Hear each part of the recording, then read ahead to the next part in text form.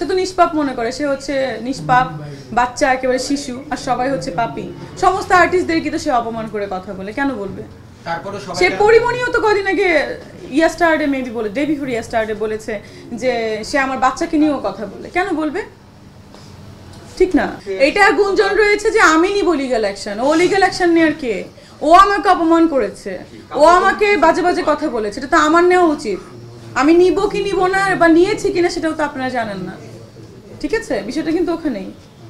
সে যদি স্টপ হয়ে যায় তাহলে আমি ব্যাপারটা স্টপ করবো, আর স্টপ যদি না হয় তাহলে ব্যাপারটা অনেক দূরে যাবে। তখন কারণ সে কিন্তু এখানে দোষী, সে সবাইকে বাজে বাজে প্রশ্ন করেছে, আমাকেও করেছে। সো সে আমি নিই বা সে নে, যেই নিবে ও কিন্তু ফেসে যাবে, এটা কিন্তু সত্য কথা। কারণ প্রতিটা মানুষ তারপরে কিন্তু খেপা আছে। আমি কেন স্ট্যাটাস করেছি, কারণ হচ্ছে সে আমাকে নিয়ে বারবার বলছে, আবার সে লিখছে যে আমি লায়ার, আবার সে লিখছে আমি এইগুলো, তাই আমি একটু আমার হাসি লাগলো, এজন্য আমি একটা কমেন্ট করেছি তাকে নিয়ে।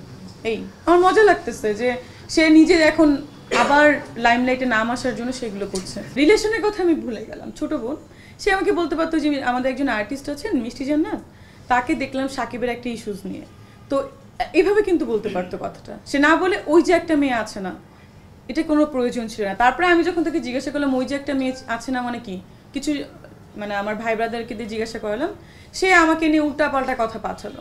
তখন আমি বললাম যে সে যদি ইভেন আপনারা দেখেছেন আমি 20 সালে তার একটা প্রোগ্রামে গিয়েছিলাম 4 বছর পরে।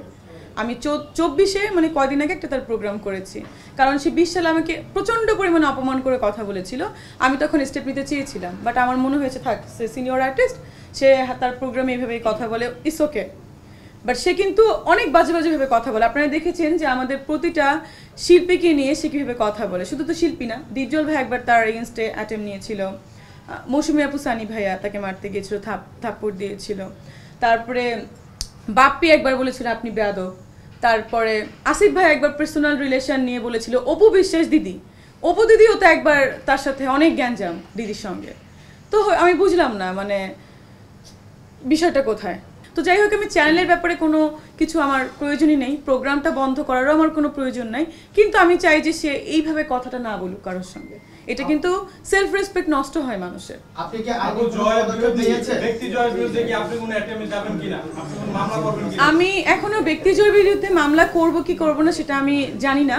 আমি আগে শিল্পী সমিতিতে দিয়েছি, শিল্পী সংঘতে আমি দিয়েছি, আমার লয়ারের সাথে আমি কথা বলেছি, অলরেডি তারা সব documents and papers collect and ready করেছে।